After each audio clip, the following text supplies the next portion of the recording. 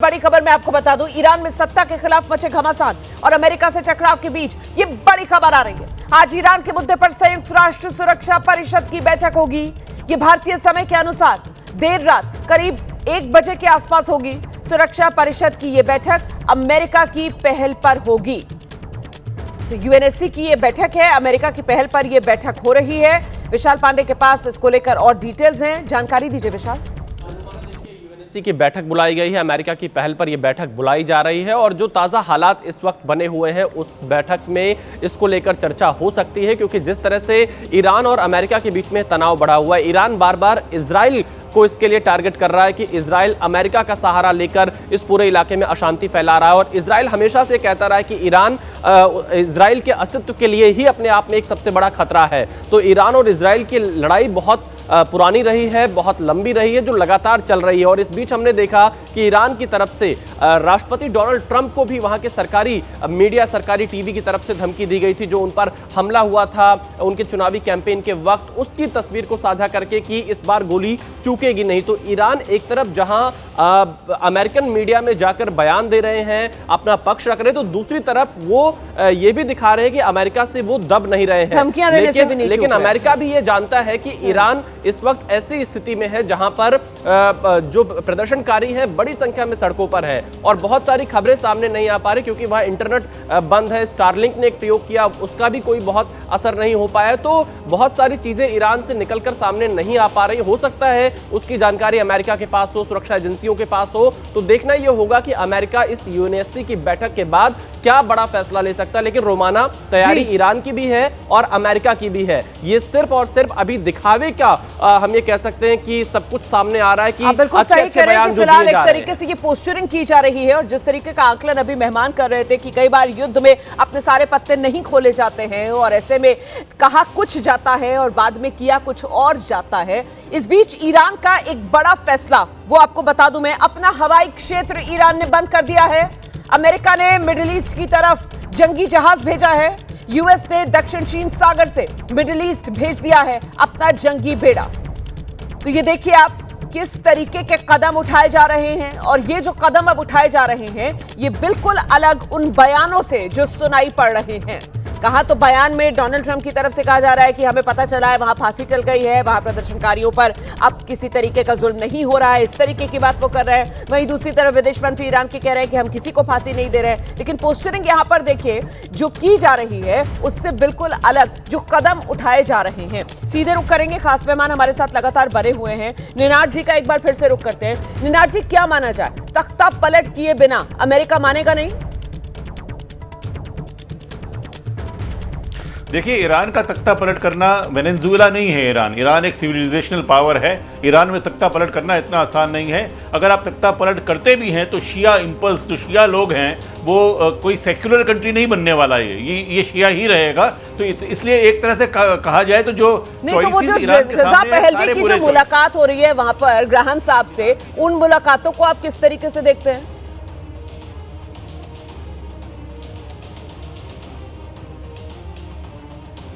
ये Lindsey Graham और Pahlavi की मुलाकात बहुत महत्वपूर्ण है। ये अमेरिका का प्लान बी है, पर प्लान बी तभी चल सकता है जब ईरान के लोगों को मंजूरी हो कि रेजा पहलवी उन्हें मंजूर हो। रेजा पहलवी मेरे को लगता है कि ईरान में इस वक्त नॉन एंटिटी है, नामंजूर है। मेरे को लगता है कि जैसे इराक में हुआ था उस तरह का हशर ईरान में हो सकता है। बहुत ज़्यादा केओस हो सकता है, वहाँ पे कंट्रोल करना बहुत मुश्किल होगा अगर ये रजीम जाती है तो। पर उसके लिए पहली बात, रजीम का तख्ता पलट करना भी इतना आसान नहीं है, क्योंकि अगर इजराइल का हाथ दिखता है तो पूरी अरब दुनिया ईरान के पीछे आ जाएगी।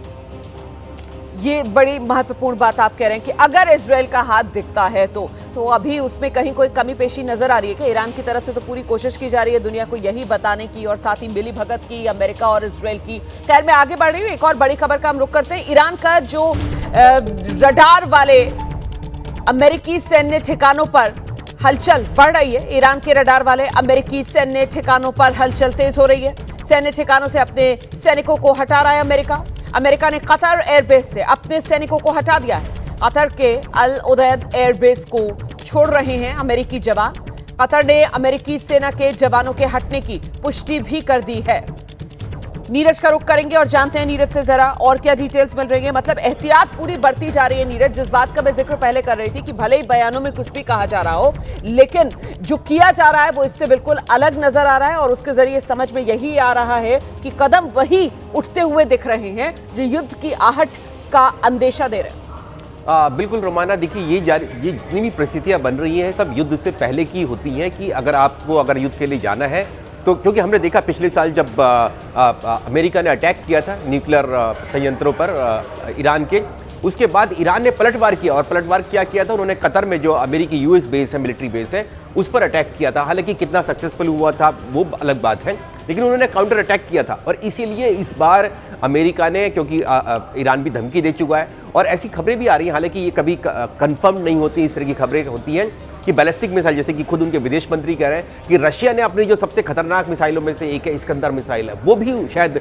ईरान को दे दी है। तो इसीलिए अमेरिका को ऐसा लगता है कि अगर अटैक करने की, मिलिट्री एक्शन करने की हमें जरूरत पड़ी, और अगर करेगा ईरान भी जरूर काउंटर अटैक करेगा, तो इससे पहले अपने जितने भी बेसेस हैं जो कि मिडिल ईस्ट में, बड़ी संख्या में मिडिल ईस्ट में, चाहे कतर हो, बहरीन हो, जॉर्डन हो, इन सब कंट्रीज में, यूएई है, इन सब में अमेरिका के मिलिट्री बेस है, वहां से अपने सैनिकों को सुरक्षित किया जाए, कहीं ऐसा ना हो कि कोई नुकसान उन सैनिकों को हो जाए। तो ये बिल्कुल आपने ठीक है, युद्ध से पहले की जितनी भी परिस्थितियां होती हैं, जो अपनी तैयारियां होती हैं, वो सब हमें दिखाई पड़ रही है। बिल्कुल रहिए मेरे साथ, मैं लौटूंगी आपके पास। एक और बड़ी खबर दर्शकों को देते हैं। ईरान अमेरिका में टकराव की ये जो आशंका बढ़ रही है, इसी को लेकर बड़ी जानकारी। ब्रिटेन ने ईरान से अपने एम्बेसडर को वापस बुला लिया है। ईरान में एम्बेसी से ब्रिटेन ने सभी कर्मचारी भी अपने वापस बुला लिए हैं। देखिए, ये एक और बड़ा डेवलपमेंट हो रहा है। ब्रिटेन ने अपने एम्बेसडर को ईरान से वापस बुला लिया है और साथ ही ईरान में जो ब्रिटेन का दूतावास है, वहां से अपने सभी कर्मचारियों को भी ब्रिटेन की तरफ से वापस बुला लिया गया है। हम सीधे रुख करेंगे, हमारे साथ खास मेहमानों का जो पैनल मौजूद है, जरा आसिफ रमीज साहब के पास आपको लेकर चलेंगे और उन्हीं से समझते हैं कि तख्ता पलट वाला सवाल जो मैंने पहले निनाद जी से पूछा था, आपको क्या लगता है कि तख्ता पलट तक ये मामला जाकर सुलझ सकता है या फिर नहीं, ये सीधे सीधे युद्ध की ओर ही मामला बढ़ेगा आगे? देखें, दो चीजें हैं। जो लोग ये समझते हैं कि जो एक्सटर्नल इंटरवेंशन है ईरान के इस मुद्दे पे या इजराइल का हाथ है, जो बातें चल रही हैं, वो ये कहने की कोशिश कर रहे हैं कि वहाँ के जो प्रोटेस्टर्स हैं उनकी जो जान जा रही है उसको बचाने के लिए हम इंटरवीन कर रहे हैं। लेकिन इंटेंशन क्या यही है, ये समझने की ज़रूरत है। अगर ये इंटेंशन होता कि मासूमों की जान जा रही है वो बचाना है, तो सबसे पहले गाज़ा में जो मासूमों की जान जा रही है उसको रोकने की कोशिश होती, तो उसको और बढ़ाया नहीं जाता। अब आपका सवाल जो आ रहा है कि तख्ता पलट से क्या चीज़ें रुकेंगी, तो ये कहीं ना कहीं देखा जाए तो एक उसी तरफ इशारा है कि या इधर या उधर, या तो वो रिजीम चेंज करने में कामयाबी मिले, अदरवाइज वहाँ की हालात को इतना खराब होने में उसको कहते हैं ना फ्यूल और ज्यादा। आसिफ रमीज साहब, दरअसल मैं ये समझना चाह रही थी कि क्या बिना सैन्य संघर्ष के तख्ता पलट मुमकिन हो पाएगा ईरान में? ऐसा तो नहीं लगता है ना। ईरान जैसा अभी हमारे साथी ने भी कहा कि वेनेजुएला नहीं है, या ईरान का भी देखा कि कैसे यहाँ पे किस तरीके से कतर में या दूसरे अमेरिकन बेसिस पे अटैक हुआ, बहुत ज्यादा मुश्किल होगा। आपने देखा कि रशिया की तरफ से भी क्या स्टेटमेंट। बिल्कुल सर, वक्त मेरे पास इतना ही है। बहुत बहुत शुक्रिया आप सभी का हमारे साथ जुड़ने के लिए। आगे का एजेंडा लगातार जारी है। कुल मिलाकर एक तस्वीर जरूर यहाँ पर उभर रही है कि अमेरिका जिस मंशा से चला है ईरान में तख्ता पलट की, वो तख्ता पलट बिना सैन्य संघर्ष के तो होता हुआ नजर नहीं आता है, और इसीलिए वो युद्ध वाला अंजाम, इसको लेकर अभी भी सवाल बना हुआ है।